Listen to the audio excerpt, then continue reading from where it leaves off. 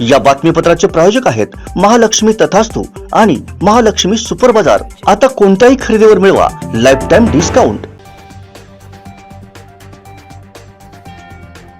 बिपरजॉय चक्रीवादळ तयार झालेलं असून या वादळामुळे 7 ते 9 जून या कालावधीत समुद्र खवळलेला राहणार आहे। मच्छीमारांनी मासेमारीसाठी समुद्रात जाऊ नये असं आवाहन करण्यात आलंय।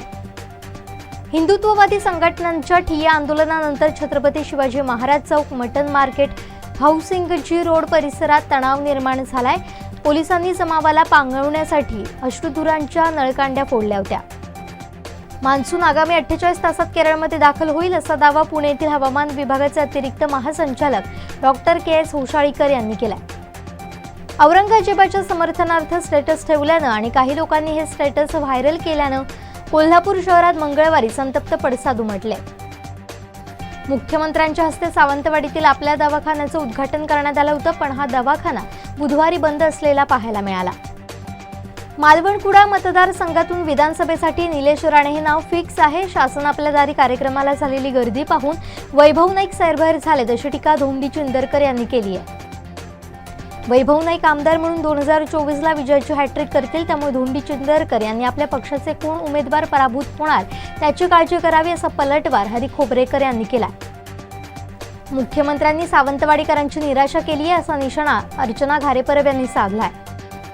सीएम एकनाथ शिंदेंच्या नागरी सत्काराला गोळा केलेले नागरिक होते अशी टीका प्रवीण भोसले यांनी मंत्री दीपक केसरकर यांच्यावर केली आहे। वाभे कोंडवाडीत पाणी टंचाई निर्माण झालेली आहे, यामुळे संतापलेल्या ग्रामस्थांनी नगरपंचायतीच्या समोरच ठिय्या आंदोलन सुरू केलंय। शासन आपल्या दारी उपक्रमांतर्गत दिव्यांग कल्याण निधी योजनेतून कणकवली नगरपंचायतच्या वतीनं आमदार नितेश राणेंच्या हस्ते रुबाब बादशाह पटेल या दिव्यांग लाभार्थीला इलेक्ट्रिक दुचाकी प्रदान करण्यात आली। रोहा डायकेम या कंपनीच्या प्लांट क्रमांक 2च्या कोळशाच्या गोडाऊनला दुपारच्या सुमारास आग लागली। या अपघातात प्रयाग डोलकर हा कामगार गंभीर जखमी झालाय।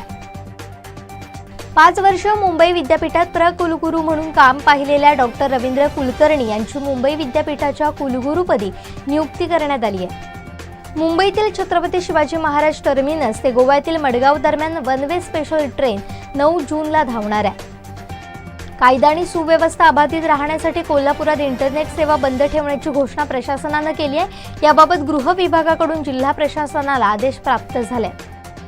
मान्सूनमध्ये रेल्वे सेवा सुरळीत ठेवण्यासाठी कोकण रेल्वे प्रशासनानं कंबर कसली असून उपाययोजना आखल्यात। रेल्वे रुळावर पाणी साचू नये यासाठी नालेसफाई आणि संबंधित कामांवर भर दिला जातोय। जिल्ह्यांमध्ये औरंगजेब आणि टिपू सुलतानच्या उदात्तीकरणाच्या घटना या कनेक्शनची चौकशी केली जाईल अशी माहिती उपमुख्यमंत्री देवेंद्र फडणवीस यांनी दिली आहे। अचानक औरंगजेबाच्या इतक्या अवलादी महाराष्ट्रात कुठून पैदा झाल्या असा सवाल त्यांनी उपस्थित केला। सांगलीत राष्ट्रवादीच्या नगरसेवकाचं अनोखं आंदोलन पाहायला मिळालं। फाईलच्या ऐवजी मनपा अधिकाऱ्यानं कोंबड्या देण्याची मागणी केली, तेव्हा नगरसेवकांनी याचा निषेध म्हणून मनपा कार्यालयासमोरच जिवंत कोंबडा आणत ठिय्या आंदोलन केलं। समीर चौगुलेनं एका स्किटमध्ये तारपा नृत्य केलं होतं। त्याच्या नृत्याचा व्हिडिओ सोशल मीडियावर व्हायरल झाला। या व्हायरल व्हिडिओमुळे समीरला माफी मागावी लागली। भारताच्या मंत्रिमंडळानं BSNLसाठी 890.47 अब्ज रुपयाचे पुनरुज्जीवन पॅकेज मंजूर केलंय।